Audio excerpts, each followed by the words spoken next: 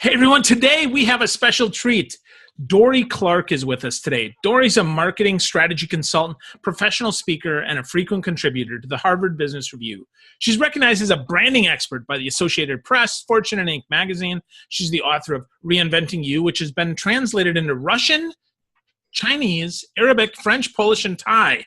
Now, what's cool is her last book was Standout. It was named the #1 leadership book of 2015 by Inc. magazine, one of the top 10 business books of the year by Forbes magazine, and it's a Washington Post bestseller.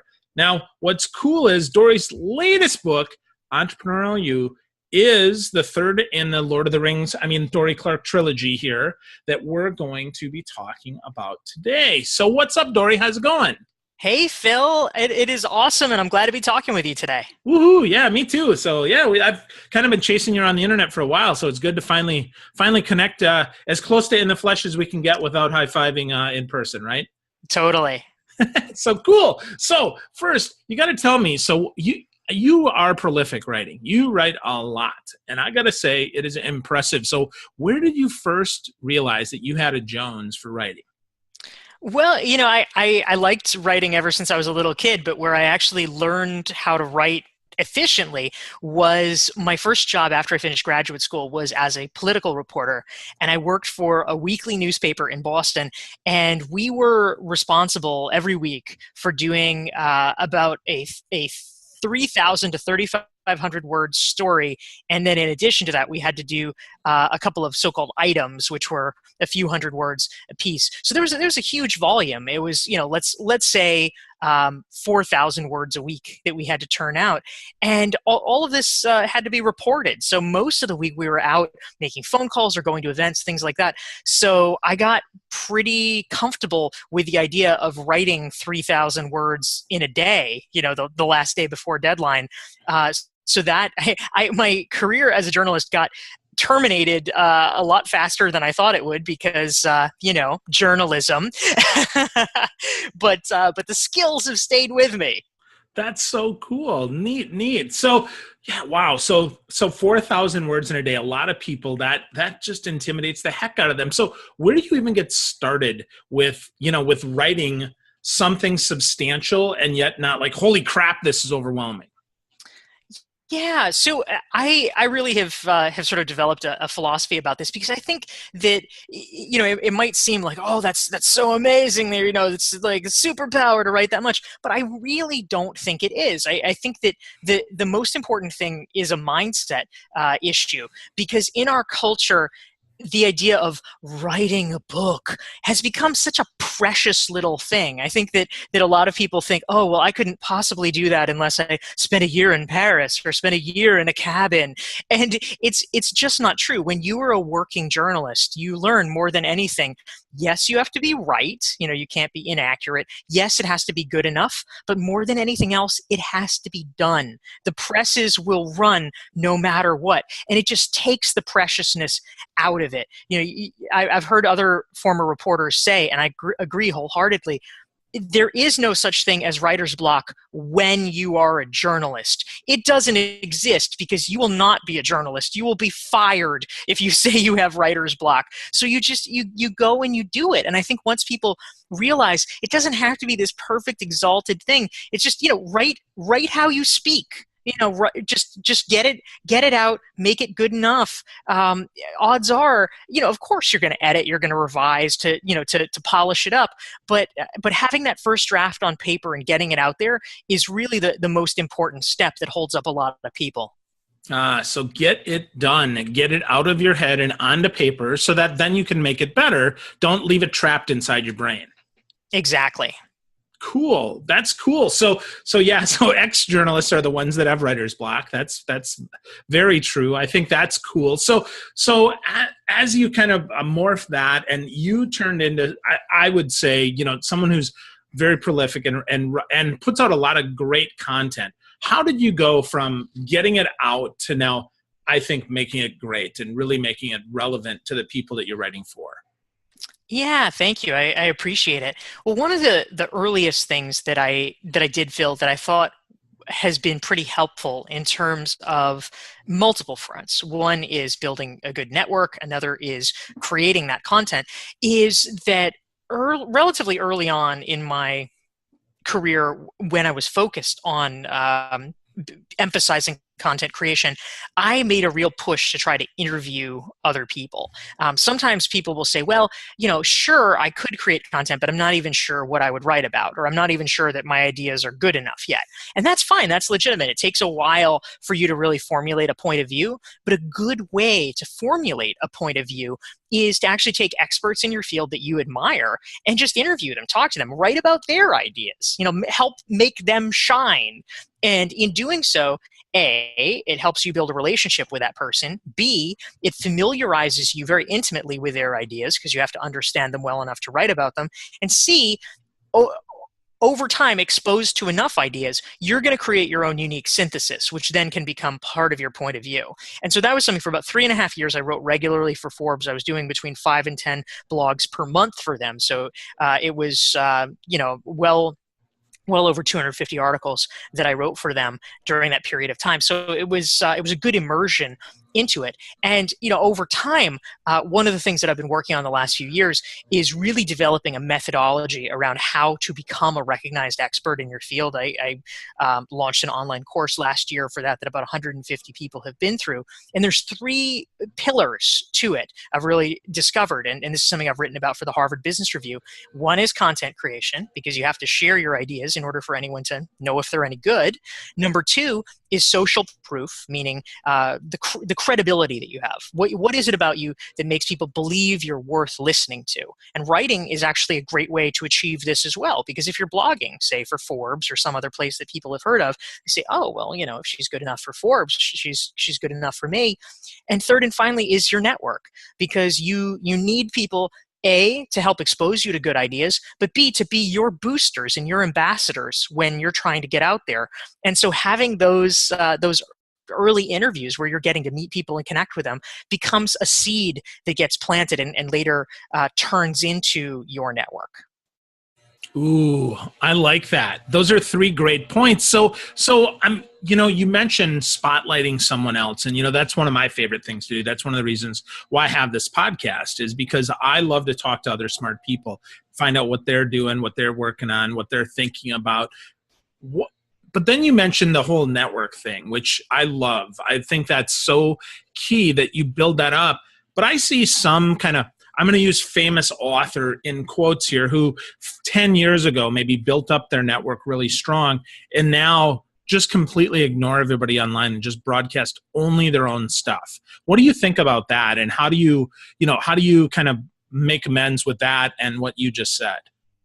Yeah, it becomes really challenging. I think you are exactly right about that phenomenon.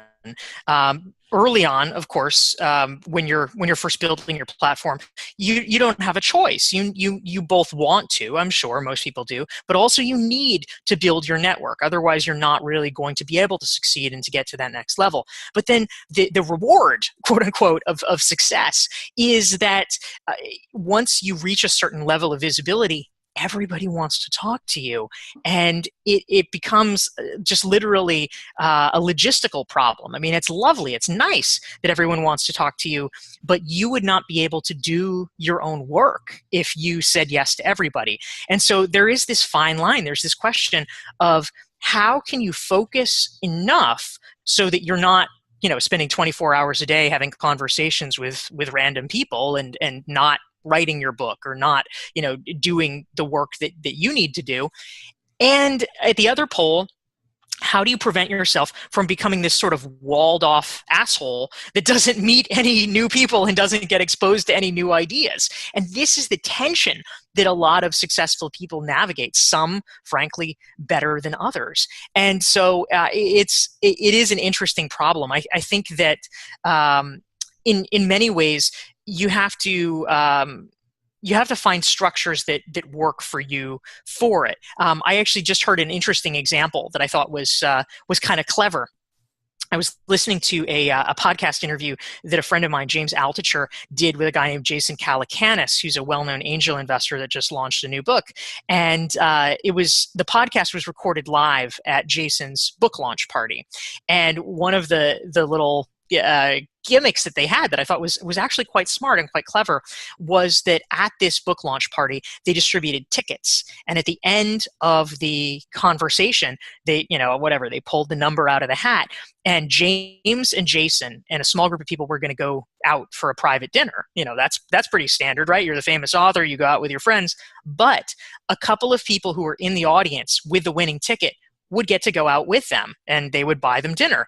And for Jason, this was his way. It's a little bit random. Let's roll the dice, but it's a way of engaging and interacting at a deeper level with a couple of people. Now, he can't do it with 100 people. He can't do it necessarily with 1,000 people, but can he pick two and say, hey, these people could be really interesting. I could learn from them. Yes, that's what he did. And I thought that was both smart and generous. Yeah, I like that. I think two parts there were generous. One, the book launch party mixes people up and it gets you exposed to people, even though you probably get 90 seconds with each person. But secondly, I love that suggestion to go deeper. I've not heard of that kind of golden ticket type of networking, which I think is fantastic. And also then makes people want to show up. That gives you something special when you show up, as opposed to just, oh yeah, I'm there and that's cool and I can read the recap because, some blogger wrote about it. Yeah, exactly. I think that's really great. Yeah, cool. So before we talk about your new book, let's talk about Stand Out, because I think that's one that a lot of people need to hear about. So talk to us about the philosophy in the book Stand Out and how we can stand out even more in a crowded field these days, because there's so much more noise. There's so much more stuff. I mean, Mark Schaefer calls it content shock. I would say, it's definitely holy crap too much. So how do you, talk to us about that book and how we can stand out? Yeah, definitely.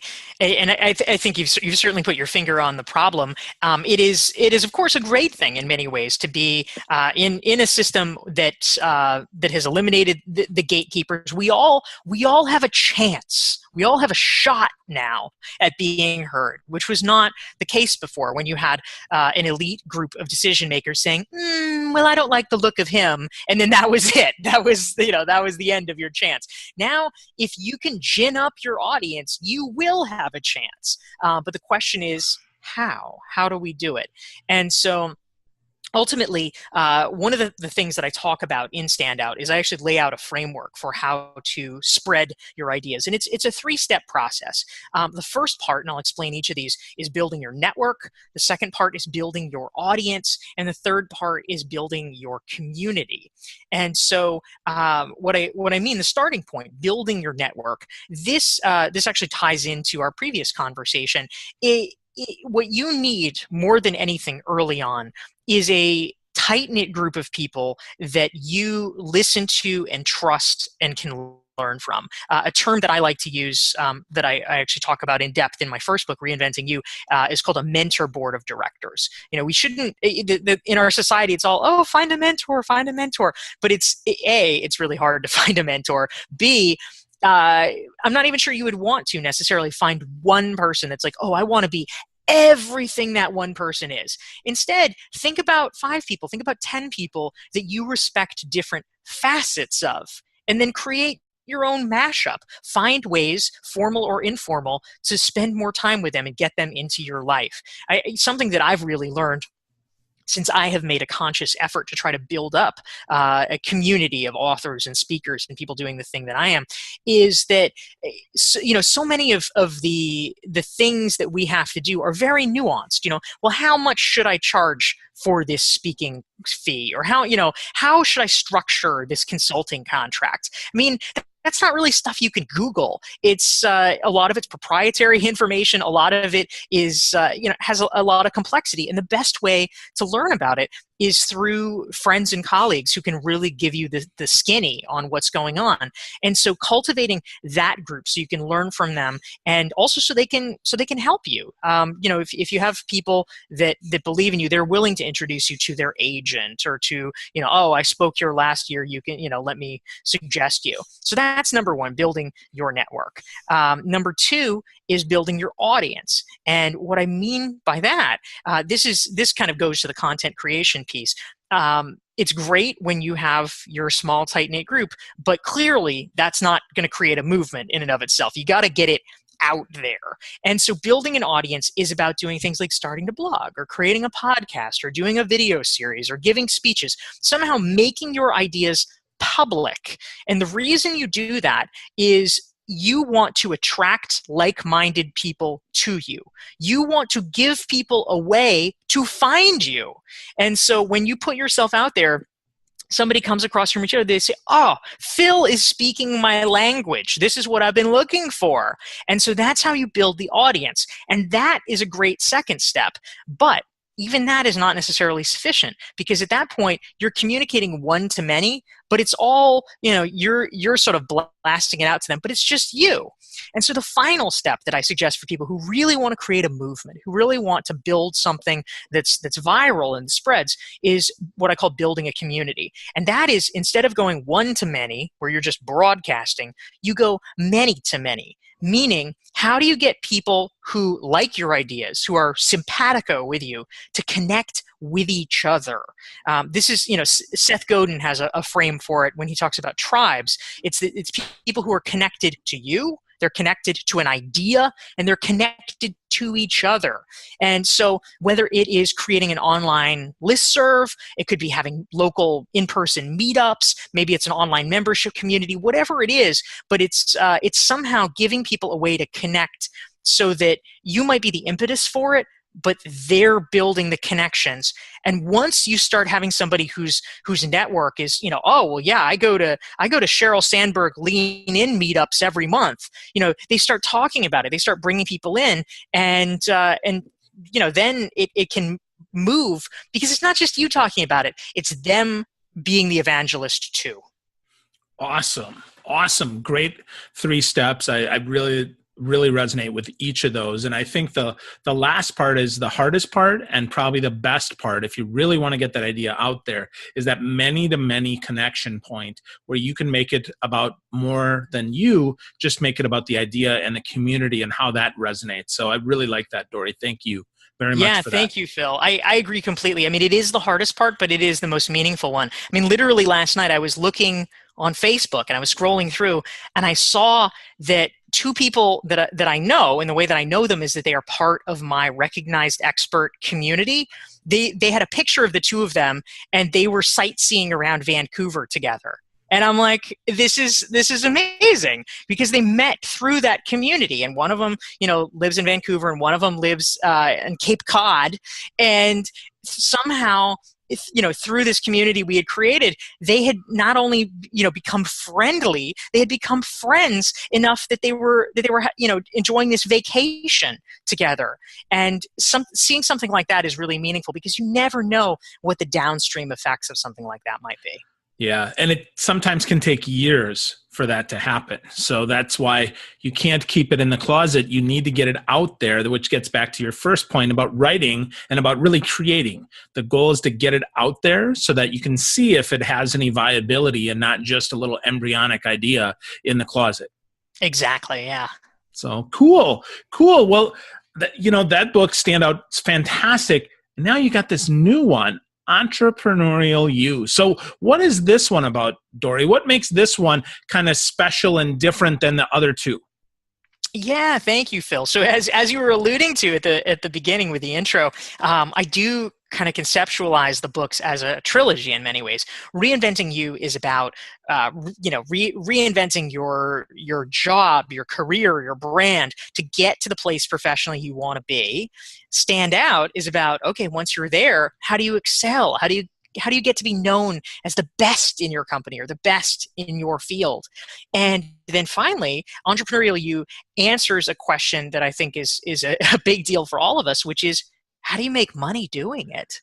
We live in this world now where it's kind of an interesting phenomenon that that success, I put it in air quotes, being well known, being respected, even having a large following, that is great, that is wonderful, that is lauded by society, but it is not necessarily remunerative. There are people that have 1 million YouTube followers and they still have to, there's articles about this, they still have to work at Starbucks as a barista because they can't pay their bills off of it.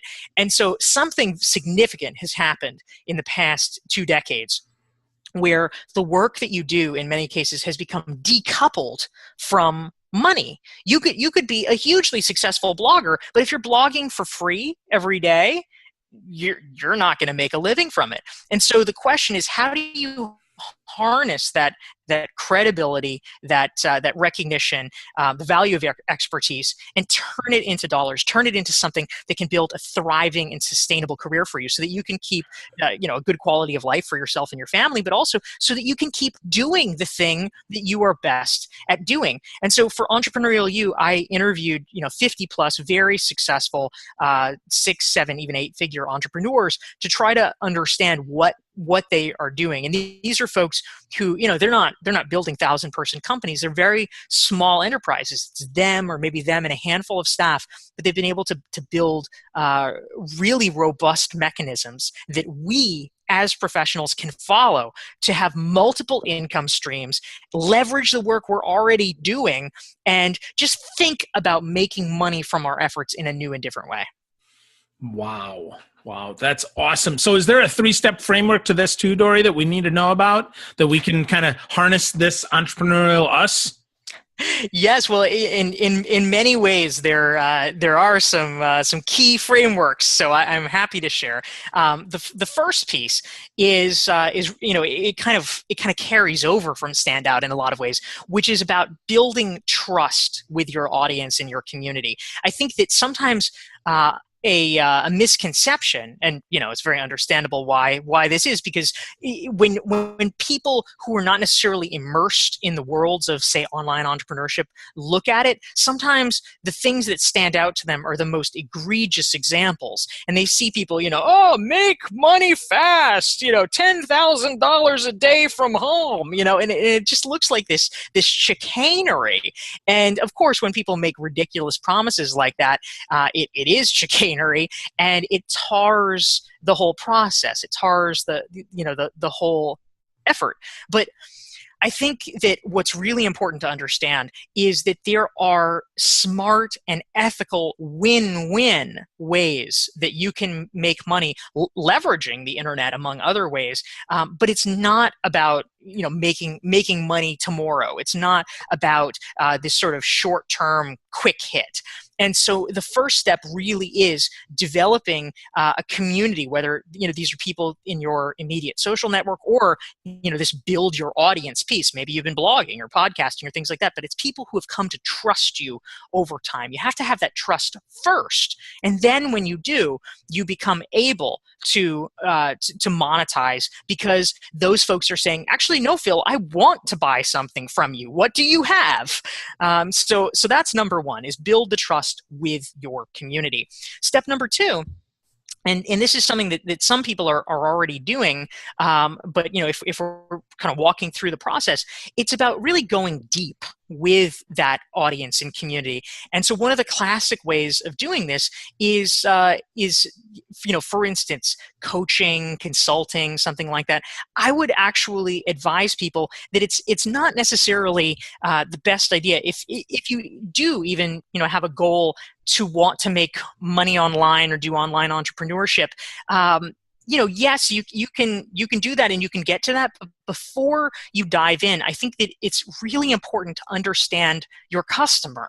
And that means getting very close to them. I don't just mean, do a survey monkey. I don't just mean, maybe you can have a focus group. I mean, work with people hand in hand and really help guide them through to a result, through a coaching relationship or, ideally, a series of these things, so that you can see how things work on the ground. so that you really know what you're talking about in an intimate way. These early efforts, this is something that Paul Graham, who's a well-known thinker in Silicon Valley, has talked about. The earliest things that you do for your business are never going to scale. That's, don't think, he advised Airbnb early on to literally visit their customers in their customers' homes. And they said, well, why are we doing that? Is that really a good idea? We can't do that if we're going to grow into this multi-billion-dollar company. And he said, that's exactly it. Because when you're a multi-billion-dollar company, you can't do that. It's too big. It's too busy. But right now, you can.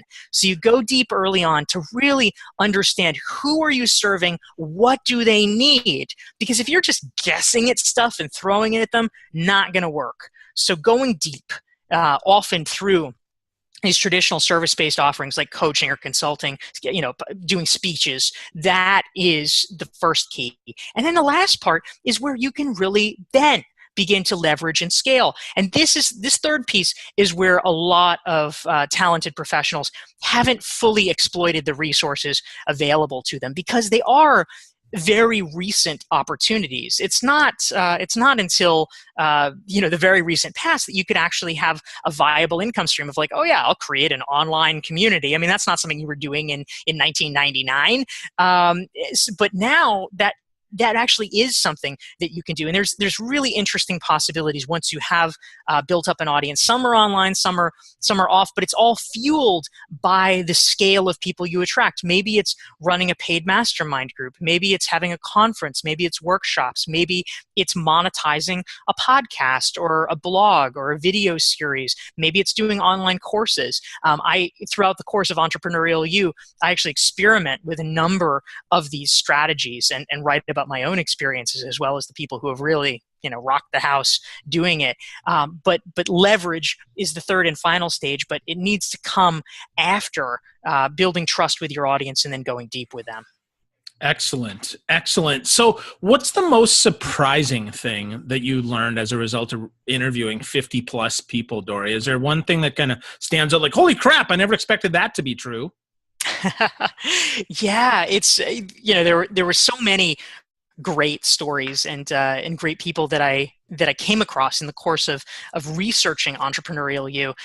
But as I think about what was most surprising was actually the fact that again and again I came back to understanding when I was initially thinking about the book, I was envisioning that it would be for people who are already entrepreneurs or, small business owners, consultants, whatever, who maybe were doing a lot of hands-on service-based offerings, but just wanted to create multiple income streams and get more passive income. That was sort of what I thought about when I first was writing the book. But I came to realize that these strategies actually, sure, those folks can benefit from it, but I actually came to realize that in many ways, people who could benefit equally or maybe even more so are folks who have day jobs, folks who maybe want to keep working for a corporation for the rest of their lives. And the reason for that is that, I know from my own experience, I was alluding to this earlier, I had been a reporter for a year. I'd only been on the job for a year. I was 22 and I got laid off. And it totally unexpectedly, they gave me a week's severance pay. And then I suddenly had to, okay, figure it out, kid, figure out how to support myself. And I realized how precarious that was. And we all know, Phil, that it's if you earn money and you need to invest it, it's a bad idea to put it all in one stock. I think most professionals would know, okay, that's not a good idea. I should buy an index fund or I should buy a mutual fund or something like that, but don't put it all in one place. And yet, if you have a day job, in many cases, you are doing exactly that at the other end with how you're earning your income. And it might be totally fine until it's not. And you risk having everything drop off. You risk going down to zero.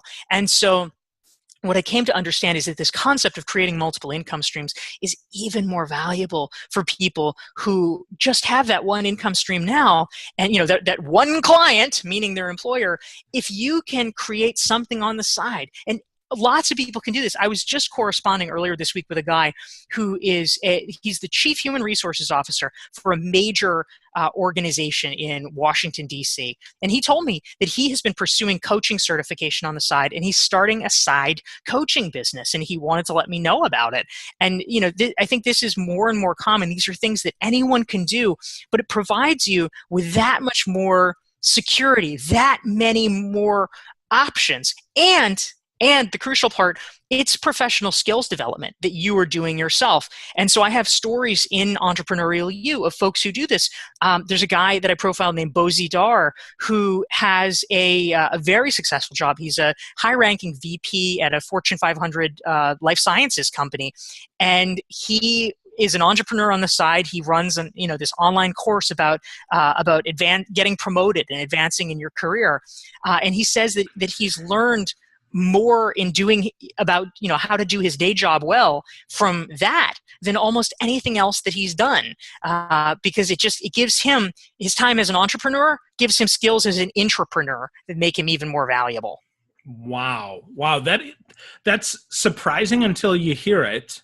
And then it's like, oh, well, duh, of course, right? We need to diversify, even if we're working in a corporate job. We need to practice those skills and get new skills and find multiple revenue streams.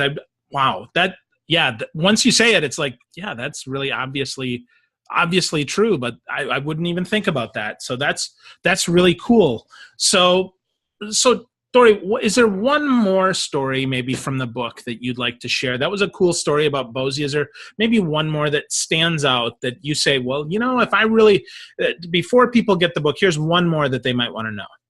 Yeah, absolutely. Well, one that I really like, and I guess it's relevant to us on a podcast here, is a story about someone that I'm sure avid podcast listeners will have heard of. His name is John Lee Dumas, and he runs a well-known podcast called Entrepreneur on Fire. And what I like about his story, he started his show a few years back, and when he launched, it was common knowledge. Everybody knew this, that podcasts were great. They were a great way to get known, build your brand, all that, but you weren't going to make money doing it. That's what everybody knew. But the interesting thing was that people hadn't really questioned the assumptions behind that. And the assumption was, okay, you're going to make money from advertisers. And advertisers, the metric that they care about is how many downloads you get per month. Every podcast pretty much was doing a weekly episode, so 4 episodes a month. And, not that many people were clued into podcasts at the time. Just the audiences weren't that large. And so it was really hard to get enough critical mass to even get advertisers that interested. Maybe you can make a handful of money, but it's, negligible. But John realized something very interesting. And that is, okay, if the number is based on downloads per month, what if you didn't do a weekly episode? What if you did a daily episode?